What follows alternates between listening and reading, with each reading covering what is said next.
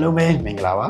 ဒီနေ့မှာတော့ကိုနဲ့အကိုက်ညီဆုံးဖြစ်မဲ့အားစေးကိုဘယ်လိုရွေးချယ်ဝယ်ယူရမလဲဆိုတာကိုပြပြပေးချင်ပါတယ်ပထမဦးဆုံးအနေနဲ့အသက်တစ်နှစ်ကနေ12နှစ်အတွင်းကလေးလေးတွေအတွက်ဆိုရင်ကြီးထွားဖွံ့ဖြိုးစားရည်ဖြစ်လို့ကယ်ဆီယမ်တို့ဗိုက်တာမင်ဒီတို့နဲ့အန်တက်တွေကိုပို့ပြီးတော့ရွေးချယ်တင်ပါတယ်ကျောင်းစာတွေအလုပ်တွေနဲ့နေတိုင်းရုံးကန်နေရတဲ့73နှစ်ကနေအသက်30ရာလူငယ်တွေအတွက်ကတော့သွေးရကောင်းမှုနဲ့အားရင်ပြေဖို့အတွက်ဆိုရင်မက်ဂနီဆီယမ်နဲ့တန်တက်ကိုအဓိကတောက်ပေးရပါတယ်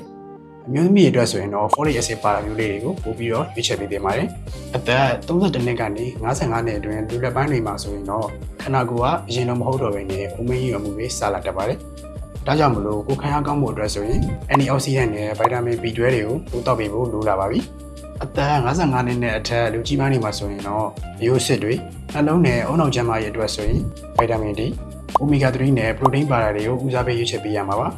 ဆိုတော့ဒီလိုအသက်အရွယ်လာတဲ့ခန္ဓာကိုယ်ရဲ့လိုအပ်ချက်တွေကအမြဲတမ်းပြောင်းလဲနေတာကိုလို့ဖို့အတွက်မှန်ကန်တဲ့အာဟာရကိုလည်းရွေးချယ်တဲ့ဘုရားအရေးကြီးရနော်ဒါနဲ့ဘယ်အသက်အရွယ်မှာပဲဖြစ်ဖြစ်ကျန်းမာလန်းဆန်နေဖို့အတွက်ဆိုရင်ဗိုက်တာမင်နဲ့သတ္ထုဓာတ်73ခုတွေပါဝင်တဲ့ဗိုက်ဓာတ်ကိုလည်းတစ်နေ့တစ်လုံးမှန်မှန်တောက်ပေးဖို့မမေ့ကြနဲ့ဘူးနော်အားလုံးနဲ့နောက်ဗီဒီယိုမှာပြန်တွေ့ပါမယ်ဘိုင်ဘိုင်